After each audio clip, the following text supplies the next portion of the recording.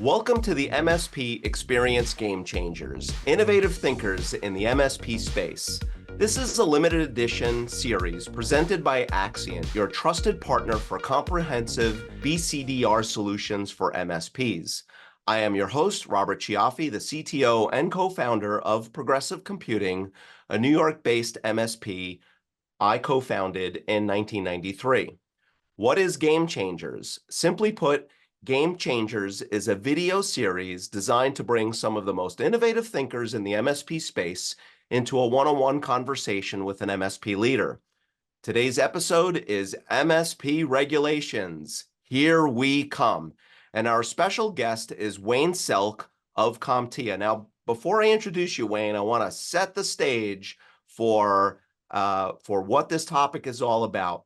Now, I often joke that my 85-year-old mom, whose primary language is not English, it's Italian, was a homemaker and seamstress her entire life. She could print a business card tomorrow and call herself an MSP. My mom is qualified to do a lot of things, but none of them remotely have anything to do with electronics or tech. Furthermore, the wonderful lady who cuts my hair and the real estate broker who found us our house both need licenses to conduct business in the state of New York. If I try to practice medicine, law, accounting, or provide financial services, and probably a few other things I haven't mentioned, I need a license. Otherwise, I could be arrested. Now, think about what we do as IT professionals, and it's perplexing and absolutely mind-boggling to think that we can carry on without having something similar, anything, to say we need a license to operate. So, Wayne, first, before you answer that question or we get deeply into this, how about a quick introduction from you? I'm going to have to adjust my chair, Robert. I feel like I'm in a hot seat. Swimming already. I know, right?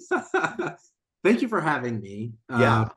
for this discussion because it is very important. So for those of you that may not know me, I'm Wayne Selk, Vice President of Cybersecurity Programs at CompTIA. I also have the pleasure and distinction of holding a second title as the Executive Director of the CompTIA Community Information Sharing and Analysis Organization.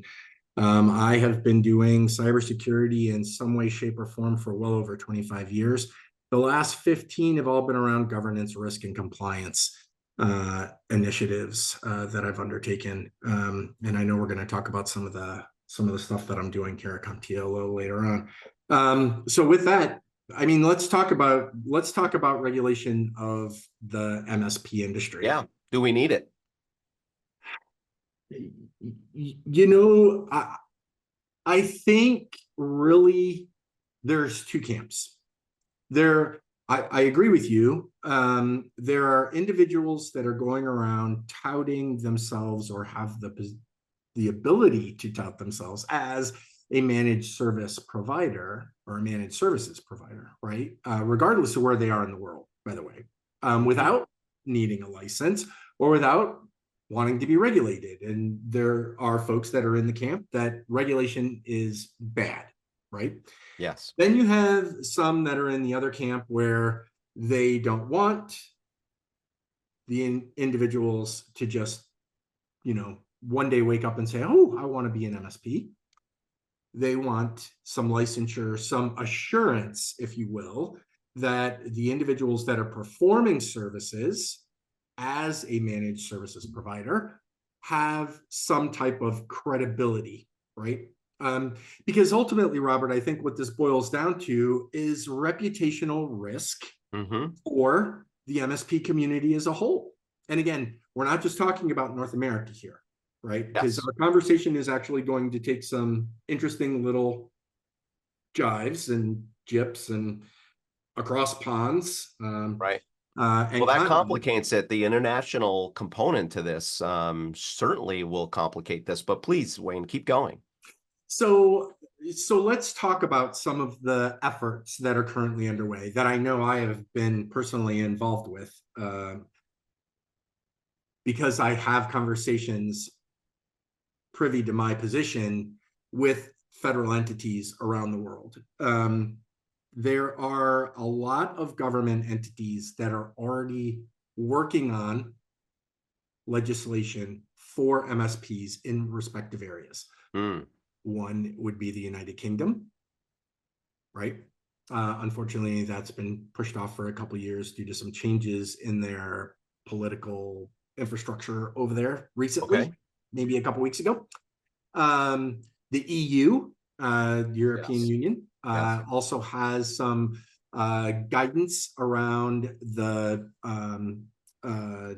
information security set as it relates to managed service providers within the European Union. Now, that regulation, the collective EU body said we're good, but all of the member entities need to individually ratify that NIS2 directive by Okay. October of this year. Now, in my conversations, I'll say a month ago, with some folks that have a relationship with the EU itself, I don't believe any of the member organizations as part of the EU have individually ratified yet. Now, that could spell trouble for them needing to push that October 2024 kickoff, right? Okay. Malaysia is another one that I've Mm. recently had conversations with. Okay. Malaysia government has actually passed, I know this is going to sound weird, which is part of the reason why we went through the whole trademark side, but they have a cyber trust mark legislation set that was passed in Malaysia for MSPs specifically. Now, they're still trying to figure out how they're going to manage that legislation effort within the agency responsible, which, as you can imagine, has kind of led to some of my conversations with them, right? Right. Because we'll talk about our cybersecurity trust mark, I'm sure, in just a few. So Wayne, help me understand here. I mean, what it sounds like you're saying is the fears of my fears, and I know that a lot of people out there share this fear, is that government is going to start regulating us. I mean, is that the writing on the wall? I mean, I think it's more than writing on the wall based upon what you're saying is happening in the UK, the EU, and Malaysia, at least. Is that correct? Right. And, again, there's some challenges when it comes to legislation. And I've had, specifically in the UK, I actually did have conversations with the legacy agency called it was the Department of Digital, or the Ministry of Digital Culture, Media, and Sport. It's now called DCIT. Okay. They rebranded. But I did have a conversation with the minister in charge of that organization a couple of Novembers ago. And we actually talked about the legislation that they were putting forth. At the time, it was already in Parliament, believe it or not. Oh. They had since pulled it back because, in the conversation, they were focused on regulating tier 1 MSPs. Now, it would be helpful for context for folks to understand in the UK, what is a tier 1 MSP? Well, that would be Microsoft, Google, AWS, Accenture, Capgemini, Booz Allen Hamilton. Right. So not Joe and Bob's MSP, right? Correct. Right. And so I scratched my head sitting across the table from the minister, and I said, Andrew, you have to help me understand here. Are you already regulating them? Well, yeah. I'm like, so I'm confused, right? So what exactly is your legislation, your regulation trying to accomplish? And this is going to be the case for all the other ones, for EU, for Malaysia, even for the US when we finally get our act together here. Right. It's all around protecting critical national infrastructure. Okay. Right. But let's focus back again on the UK and my conversation there for just a second. They're focused on individuals that already have these big name companies that already have security programs in place. Do you know, so the National Cybersecurity Center over there in the UK actually released a report, I think it was earlier this year. They identified 11,496, and I know that's a very specific number, Robert. No, I like your accuracy. But it just sticks with me, right? Because I love numbers. Yeah. 11,496 MSPs of various sizes, micro, small, medium, and large. Okay. MSPs in the UK. That's a lot. It's close to 12,000. Correct. That's a big number. Right, and this goes right back to my conversation with Andrew when even MJ was with me during this conversation. I said, how many of the tier through tier 49, I was just exaggerating, right? Yeah, of course. How many of those folks do you think manage critical national infrastructure? And they go, well, how are we going to be able to regulate them? They're too small. We're going to force them out of business. I said, what if you don't have to do that? Right. Right? What if you gave them 5 years to come up to speed and implement a foundational security program? I said, believe it or not, Cyber Essentials is actually a great starting point. However, most of them don't feel as though they're large enough to be able to implement something like that. Yeah. Or we don't really have an impetus, or we're not compelled unless we ourselves are feeling like I'm driving my organization to behave and think way bigger than what we actually are. Correct. Right here in the US, by the way, for your listeners, we have something cyber essential like. It's called the Cybersecurity Performance Goals that CISA published. Okay. And those goals are for small, medium businesses here in the US. So we have some guidance there right from CISA. We have them. We have it. It's like 33 or 35 principles that CISA would like to see every small business, again, regardless of size, implement. I wonder if we put up a poll question, not that we have this ability in this recording to do so, but if we put up a poll question among all MSPs in the United States, do you know that CISA has published that document? Do you even know that it exists? Have you read it? Let's say you even know it exists. I wonder how many have read it. Yeah, for sure. Now, I sit on a number of different bodies. The IT Sector Coordinating Council is one of them. We did a whole thing on the cybersecurity performance goals last October for Cybersecurity Awareness Month in conjunction with CISA, by the way. And we invited I invited my whole network to join and to listen in on what those cybersecurity performance goals are. Getting back to our conversation around regulation, my point is most federal entities, they think they know how MSPs operate, but in all honesty, and you've heard me say this before too, at events, MSPs are a very unique beast. And I mean that in the nicest way, right? Yeah. Well, it's just the nature of what we do and how we do things and who we are. And I mean, it's a lot of our history. I mean, there's so much, but please continue. Yeah, it's MSPs, I would say there's some that are very niche-y, right? They support community banks, as an example, and they don't put down any other clients. They're very verticalized. Yeah, exactly. Some, not all. Most, I would say, are very generalized, right? So retail shops, doctors' offices, lawyers, runs the gamut. Other small businesses, printing companies, chambers, restaurants, whatever the case may be. Yes.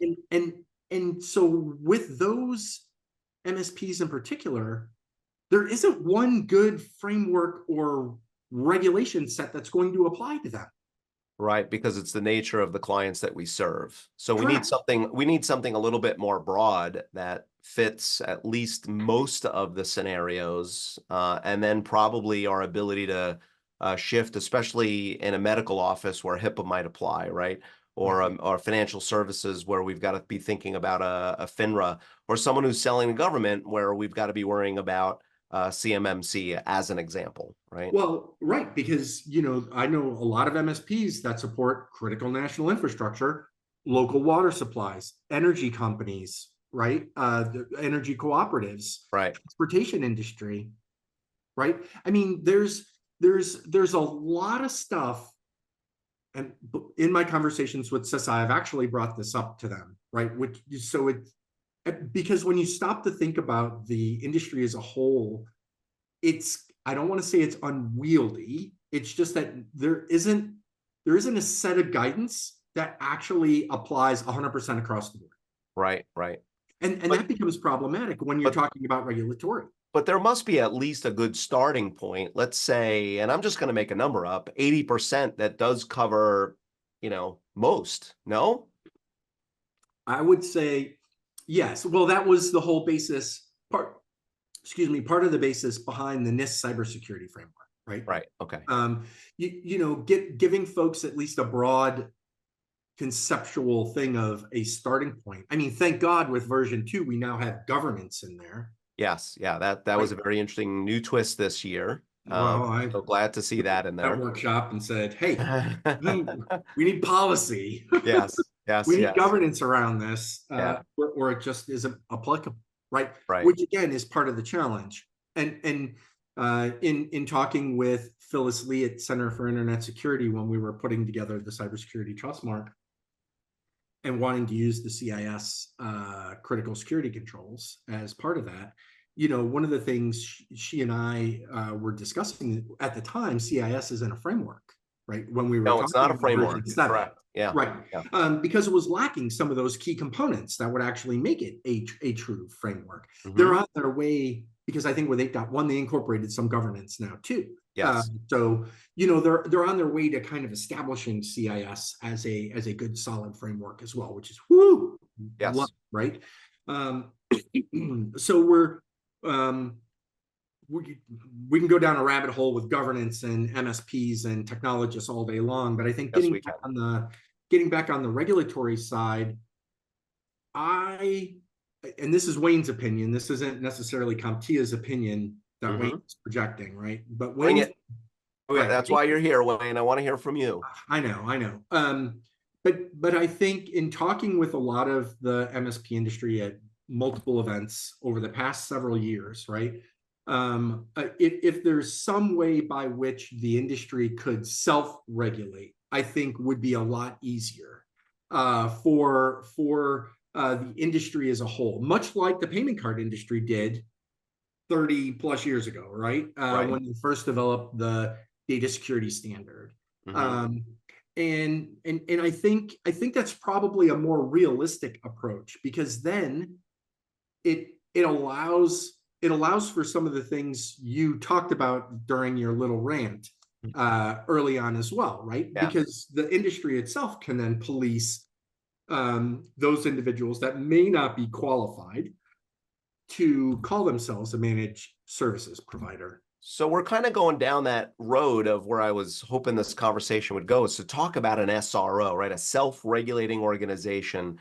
The best example that I know of that are things like CPAs, right? Our accounting clients. Many MSPs have accounting clients, which we absolutely love, because they probably understand our business more than any other particular client that we serve. So is that what you mean by SRO? Do you mean us to look more like CPA firms, or is it a little closer to, you use the example of the payment DSS, right? Well, in all fairness, the payment card industry data security standard Yeah. probably better aligned, right? Most people don't know this about me, but once upon a time, I wanted to be an accountant. You wanted to be a what? I'm sorry. An accountant. Oh, an accountant. Okay. Yeah. It just so happens that my career took me in a path where a hobby of mine with computers and programming and that kind of stuff brought me into my. Well, I'm glad it did. Otherwise, we wouldn't be talking. Well, we might have if I would have been a SOC 2 guy. Oh, maybe. Anyway, Yeah. that's a whole other ball of wax, right? So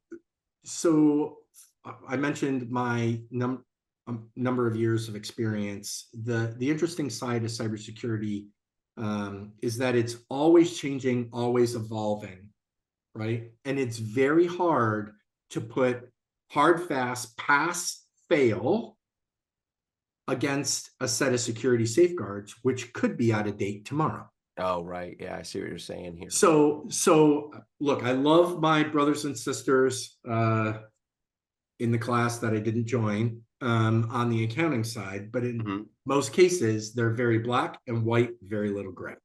Right. Right. So the thing that affords in the PCI standard, if you remember way back in the day, it was we would like you to start going down this path. That was version 1. Okay.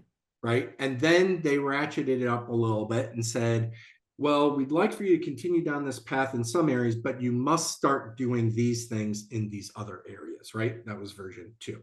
Mm-hmm. And then more of those you must kind of crept into 4 or into 3, and then now into 4. Right. And because the deal there was that credit cards were already in the wild for a number of years prior to that standard coming on board. Mm-hmm. In order to start changing a mindset behavior, you have to slowly introduce things, get that awareness and understanding raised Right. to a Right. point so that folks can get it. And then you can start changing behavior because folks go, oh yeah, God, that makes sense. So you're suggesting their model of changing things slowly, gradually over time, to allow everybody to catch up and accept the standards instead of wholesale rejecting them because they're too hard. It's too much. I think you said earlier, like you don't want to be putting people out of business over this. And that's not what I'm suggesting either, by the way. Oh, I know. But for those individuals that, tomorrow could go out and start an MSP, we need to be able to give them that level of understanding too, to say, hey, Mm-hmm. if you really want to do this, then you should probably start down this path. Right. Right. It's not like we're just looking to say you're not allowed to play in the sandbox. We want to invite people. We want them to stay in the sandbox, but instead of kicking sand in people's faces, Mm-hmm. let's try to play nicer. Okay. Right? Gotcha. And let's give them some Yeah. guidance on how to do that. Right. Yeah, and I think most of us out there who even feel very strongly about this, that's what we want to do. We want to lift the community up here. We don't want to tear each other down because that doesn't serve really the whole community. If that's what we're doing, we want it to be a better place for all of us. And look, even for my company, been around 31 years. I think we have our stuff together for the most part. But I look in the mirror constantly and go, well, this needs improvement. We got to do this. We got to be better here. And my team will tell you as well that, Robert, he's constantly like trying to push for what's the next thing, because we need to keep moving forward. I'd like to see that for the industry. And I'd like to believe that an SRO like movement is the way to get us there. Do you concur, or did I misunderstand or misrepresent anything there? No, I think that's absolutely the only way we're going to be able to get this to work, right? Because let me give another example that most people don't even stop to necessarily think about. The cybersecurity framework from NIST version 2 took 6 years. Mm-hmm. 1.1 was released 6 years ago. Wow. Right.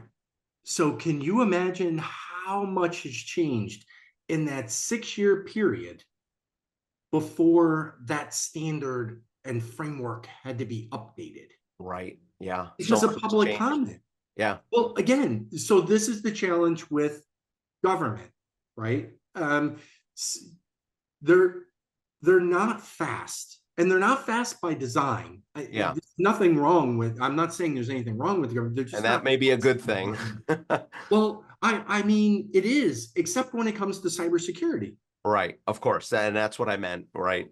For Right. everything else, or for a lot of other things, probably good that they operate very slowly. Correct. But we can't move at glacial speeds here. We need to move a little faster than that. Right. Exactly. And so, I think to bolster the idea of a self-regulated organization for the MSP industry, again, given its uniqueness, right, we'll encompass just 80% of MSPs worldwide, right? Fall into that general MSP category, and then we'll leave the other 20% to niche kind of little markets. Yep. And believe it or not, those niche little market, they're already regulated through somebody else, through their client. Probably. Yeah. If I'm a medical only, healthcare focused IT company, finance, insurance, take your pick, right? Yeah. Government. Yes. So, it's I mean, I could see where the SRO would be able to be more helpful to the industry, right? Because it's more agile, more nimble, to be able to make changes a lot faster, get things incorporated a lot faster, Yes.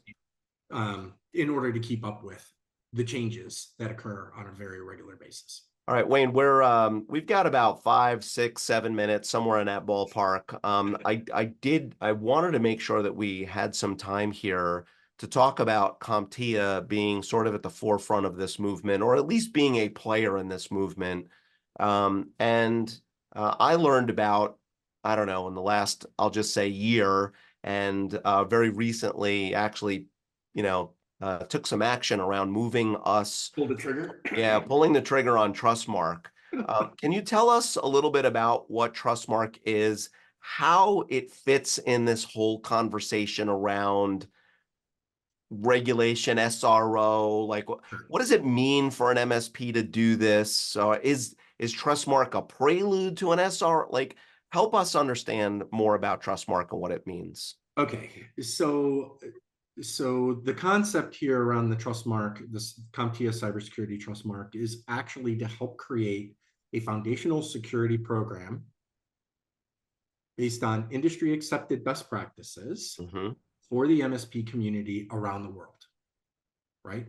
So think about it like this. MSPs came together and said, hey, these are the items we're going to pull from the Center for Internet Security Critical Security Controls.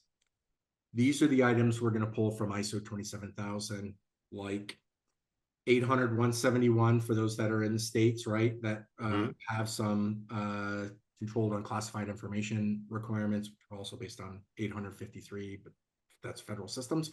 New York State Department of Financial Services, privacy, right? NIST cybersecurity framework stuff. Anyway, so the Trustmark itself consists of 18 functional categories. We call them controls.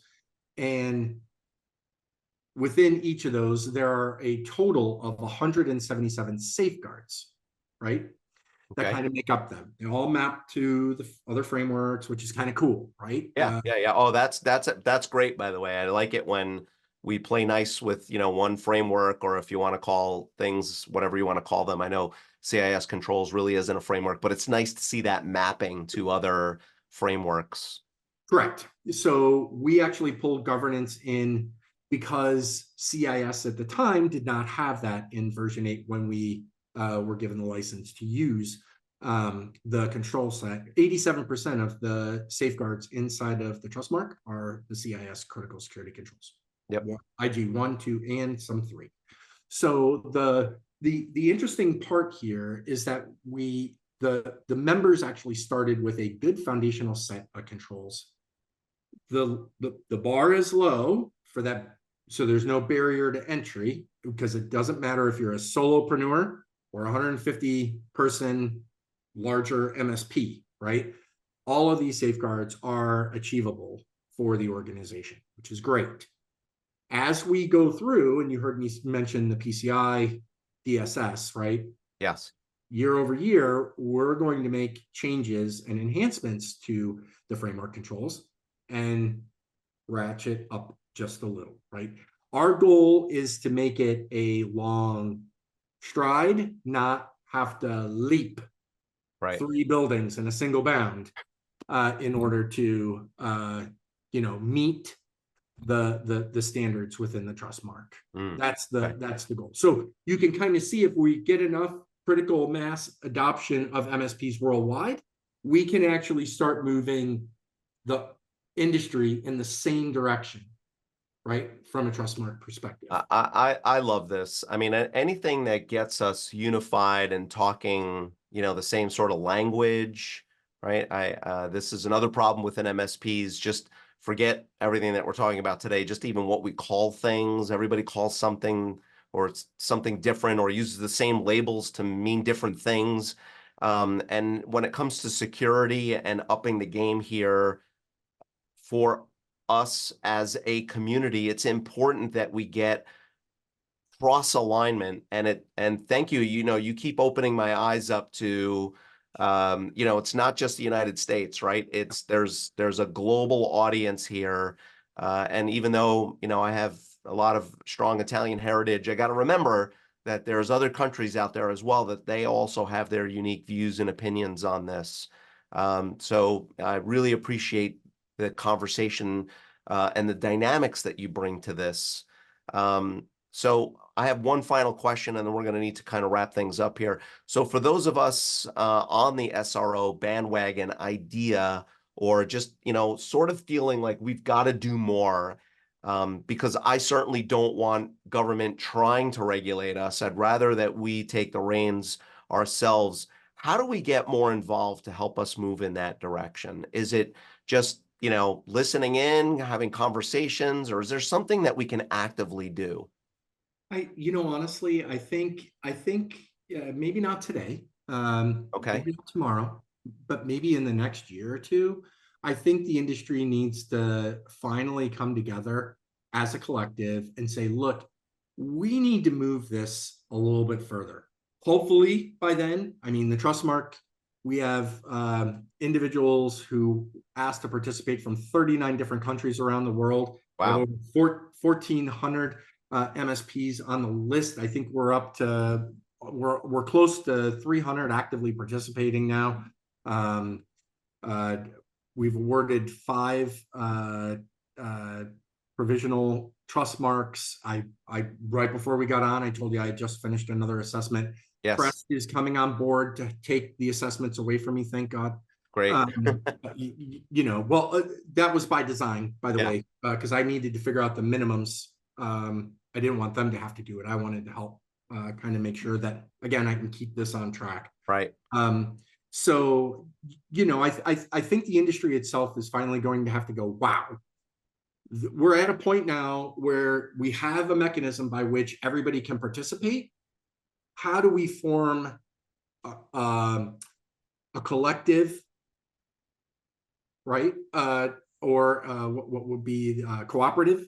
Yep, I like that word. Teams, right? Mhm. To be able to take this then to the next level, Right. And so, maybe somebody listening has done something similar to that before. Reach out, Robert or me, and Yeah, I would love to hear more ideas yeah, about this, because I don't know where the right place to start is. I mean, you're light years ahead of me, Wayne, on this, but I just, feel like as a representative of the MSP community, being somebody who's outspoken, very involved, a facilitator, I get involved in so many different conversations with people, but I just feel like even though we can have this conversation over, a glass of wine or a beer at the bar, like it's like, okay, we're all feeling and thinking the same way, but what do we do about it, right? Like, right. so I'd like to see something form, and taking your advice of just be patient, and hopefully with some cooperation in the community and with some of the leadership that we see out of organizations like a CompTIA that are on the forefront of this, that are talking to world leaders and prime ministers and government officials and CISA and whatnot, that we're not only getting their attention and bringing them into the conversation, but then we can actually start to mobilize and form some groups or some committees or councils, or use the word, I think, cooperative before. I really like that, to drive this issue forward. Any last thought on this, just right before I wrap it up? No, honestly, I appreciate you bringing me on and allowing me to participate in the conversation and talk more about it, right? Because I think the more we get the word out about this, and honestly, it's about the rationale, right? Yes. I think and we can debate it. If anybody has any counter opinion to what you and I just talked about, I'm happy to listen. Yeah. As a matter of fact, I would welcome it, right? I just think the right, again, this is Wayne's opinion, but I think the right way to go would be through that self-regulation, because it removes a lot of the barriers to entry for a lot of folks around the world, right? And it makes it more accessible Yes. for MSPs. And it right? has to be accessible, correct? It does. It does. It honestly, it has to be. Yeah. Right. So Right. It can't be onerous. It has to be accessible, but it has to push us at the same time too. Oh, I agree. It should be a cakewalk, right? It should really, test our mettle here, right? Right. Yes. That's why I said a long stride, which sometimes can hurt if you haven't stretched in a while. But certainly not leaping over 3-story buildings. Of course, of course. Well, Wayne, thank you. That brings us to the end of our discussion on MSP regulations. Here we come. Thank you again, Wayne, for joining me today and helping lift our industry by sharing your wisdom and experience and knowledge. How can people reach or find you, Wayne? They can find me on LinkedIn. You can look up Wayne R. Selk on LinkedIn. I'm the only one there. Just make sure to use the R. Or you can reach out to me by email, wselk@comptia.org. I'm happy to have conversations with folks too. That's awesome. Thank you, Wayne. Thanks. And again, to everyone for tuning into our series, Game Changers, Innovative Thinkers in the MSP Space, graciously sponsored and presented by Axcient. If you would like to learn more about their awesome BCDR products, you can contact sales or sign up for a free trial right on their website, www.axcient.com. Just let them know that me, yours truly, Robert, sent you. Until next time, live long and prosper.